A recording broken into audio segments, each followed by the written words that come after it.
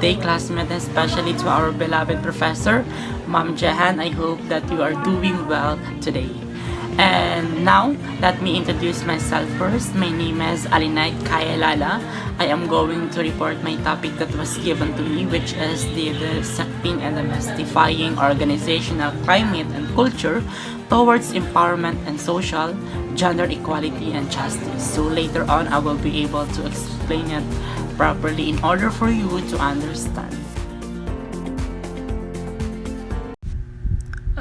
Okay, so here are the objectives of my report. First and foremost is to be able to know what is organizational culture and organizational climate. Secondly is to be able to explain what are the types of organizational culture and climate. I am referring the competing values of the organizational culture, no? And the lastly is to be able to understand what is the difference between organizational culture and climate. And hopefully guys that at the end of this video, all the objectives that I present is you will learn all of this. Okay, let's proceed to the definition of terms. We have organization, culture. Organization, it is organized body of people with a particular purpose, especially a business, society, association, etc. So, napakalino, no? Ang organization is nagka-organize, no? Ito ay tumutukoy sa group of people na nagkakasundo sa isang layunin. For instance, here in Cotabato City, we have a lot of different organization. May mga JC organization, TCKK organization, and etc. So, bawat organization na yun, and may isa silang layunin. Yung iba gustong tumulong sa kapwa, yung iba is about sa business. Yeah, yan yung mga kinds of organization, I mean. Let's proceed to the culture. It is a set of patterns of human activity within a community or social group and the symbolic structure that give significance to such activity. Okay, when we say culture, it is the customs, law, dress, yung mga architectural styles, yung mga social standard ng organization na yon, at yung mga tradition nila. So, bawat sa organization ay may sari-sariling mga kultura.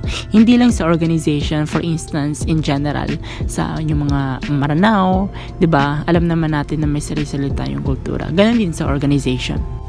Let's proceed to the organizational culture. It's a set of values, belief, behaviors, customs, and attitude that govern how people behave within organization. So, napakahalaga ng values, no, sa isang organization. And also, it is an organization provides boundaries and guidelines because it can help the employee of the organization to know the correct way of performing their job. And also, it is a collection of values, expectations, and practices that guide and inform the actions of all members. And we also have the 4 types of organizational culture. These qualities are visually represented within the competing values framework, which is part of the validated and widely used organizational culture assessment and instrument. Okay, let's begin for the types of organizational culture. We have clan culture. The primary focus of this culture is the mentorship and teamwork, and their motto is "We're all in this together."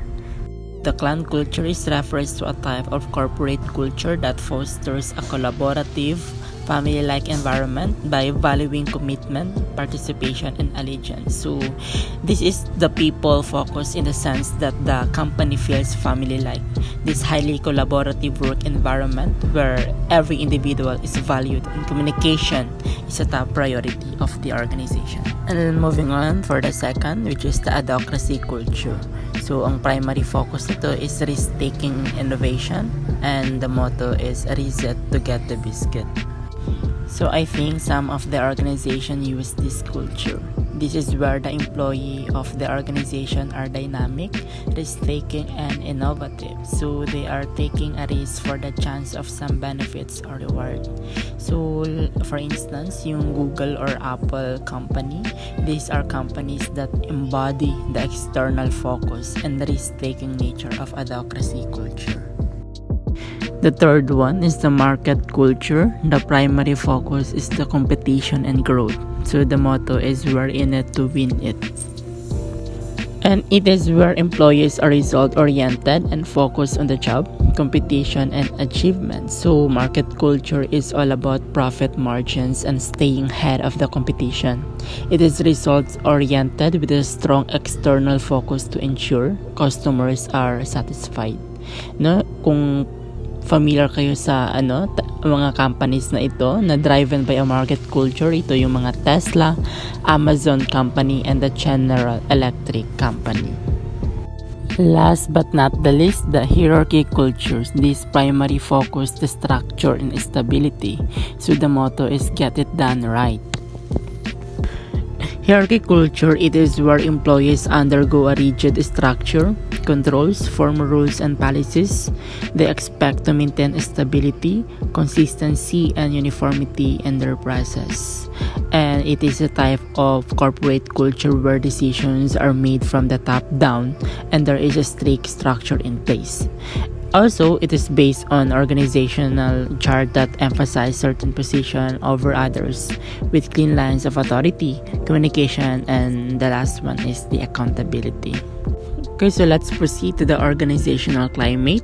It is all about the perception and feelings of each regarding the culture of a particular organization. So, dito na yung mga nararamdaman ng mga employee mismo sa kanilang role. So, ang organizational climate ay resulta ng organizational culture. So, it is also refers to an employee long-lasting perception of the working environment and culture of the business they work for. So, you can think of climate as similar to personality kasi every person has a unique personality and also as well as the organization has a unique climate. For the information of everybody, there are types of organizational climate that have been created by the culture of an organization.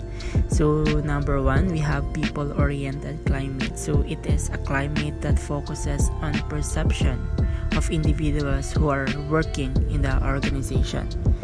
The second is the rule-oriented climate. This is the climate based on established rules, yung mga policies and procedures in an organization. And number three, the innovation-oriented climate. It is also a climate that encourage the employee to encourage creative or new ways of doing tasks. And also the last one is the goal-oriented climate. It is focuses on achieving organizational goals. So yun, mas binibigyan ng pagkakataon ang mga employee na ma-achieve, na mag-focus para ma-achieve yung goals ng organization nila. Okay, empowerment, gender equality in different company. Gender equality initiatives in the workplace can remove many of the barriers to women's full and equal participation in the workforce and help create a level playing field for male and female employees. So, sometimes sa may mga organization na nag-hire sila ng position, pero for instance, the secretary, no? So, naghahanap sila ng mga bagong employee, pero ang secretary ay allowed lang sa mga women. So, paano naman yung mga ibang gender na gustong maghanap ng trabaho? So, sometimes, sana we should cut that stigma na ang secretary ay para lang sa babae. So, where in fact, minsan may mga mas kakayahan pa yung ibang gender na maging suitable sa position na yun. Before I end my report, I would lovely to share with you my quotation that never say I can't, always say I'll try. Thank you. Guys, I hope that you really enjoy my presentation and sana may mga natutunan kayo sa mga organizational cultural climate. Hopefully, soon or later, we'll be able to, enter an organization.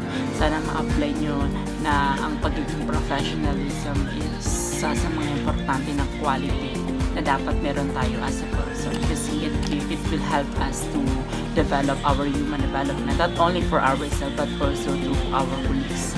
Kasi if you're really a professional in your own little way, it will have a great impact to yourself. At saka matutulungan ka din ito para mas gawin lahat ng bagay ng gusto mong gawin para ma-develop ang organization in a good way. Thank you.